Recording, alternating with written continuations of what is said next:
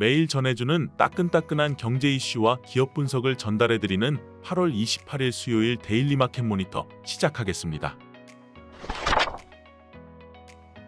첫 번째 이슈는 소상공인, 중소기업 추석자금 역대 최대 43조 원 푼다입니다. 정부는 28일 최상목 부총리 겸 기획재정부 장관 주재로 열린 경제관계장관 회의에서 추석 민생안정대책을 발표하였습니다. 올해 추석을 앞두고 소상공인과 중소기업에 유동성을 공급하고 자금 조달 애로를 해소하기 위해 대출 39조 100억 원, 보증 3조 9,500억 원 등 신규 자금 42조 9,600억 원을 공급하는 것으로 알려졌습니다. 지난해 추석의 자금 공급 목표인 42조 7,300억 원보다 2,300억 원 늘어난 역대 최대 규모로 나타났습니다. 배추, 무, 사과, 배 등 20대 추석 명절 성수품도 역대 최대 규모인 17만 톤에 달하는 물량이 시장에 풀리고 고물가 이전인 2021년보다 낮은 수준으로 평균 가격이 관리될 것으로 알려졌습니다.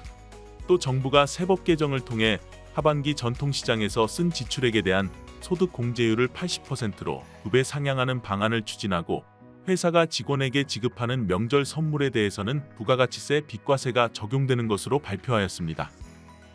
두 번째 이슈는 SK이노베이션, SKE&S 합병안 통과 100조 에너지기업 탄생입니다. SK이노베이션과 SKE&S 합병안이 찬성 85.76%로 주총에서 통과된 것으로 나타났습니다. 최대 주주인 SK를 비롯해 대다수 주주가 찬성하면서 합병안이 승인된 것인데요. 박상규 SK이노베이션 사장은 합병 완료 이후 다양한 주주 친화 정책을 적극 검토해 실행해 나가겠다고 말한 것으로 알려졌습니다.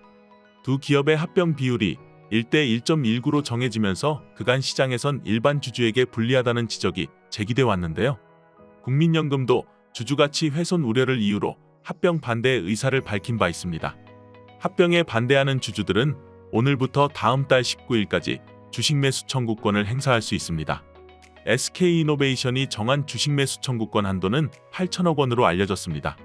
또한 두산그룹도 계열사 합병을 추진하고 있는데 금융감독원이 26일 두산로보틱스, 두산밥켓 합병과 관련해 지난달 24일에 이어 증권신고서를 다시 내라고 요구한 것으로 알려졌습니다.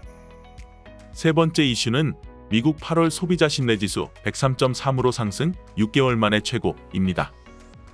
미국의 8월 소비자 신뢰지수가 6개월 만에 최고치로 상승했으나 노동시장에 대해서는 점점 더 불안해하고 있는 것으로 조사되었습니다. 이는 7월에 상향 수정된 101.9보다 더 높아진 것으로 지난 2월 이후 6개월 만에 가장 높았습니다.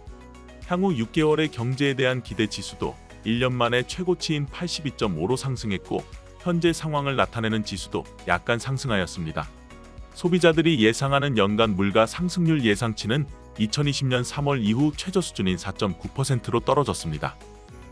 네 번째 이슈는 영국 베일리 총재, 인플레 승리 선언 이르다, 파운드와 29개월만 최고치입니다. 미국과 영국의 중앙은행 총재들이 금리 인하에 대해 상반된 입장을 보이면서 영국 파운드화 가치가 29개월 만에 최고 수준을 기록했습니다. 비둘기파적 발언을 내놓은 제롬 파월 의장과 달리 상대적으로 매파적인 기조를 보인 베일리 총재의 발언이 외환 시장에 반영된 것으로 나타났습니다. 베일리 영국 중앙은행 총재는 잭슨홀 미팅에서 인플레이션에 대한 승리를 선언하기에는 아직 이르다며 금리를 너무 빨리 또는 너무 많이 내리지 않도록 주의할 것이라고 강조한 것으로 알려졌습니다.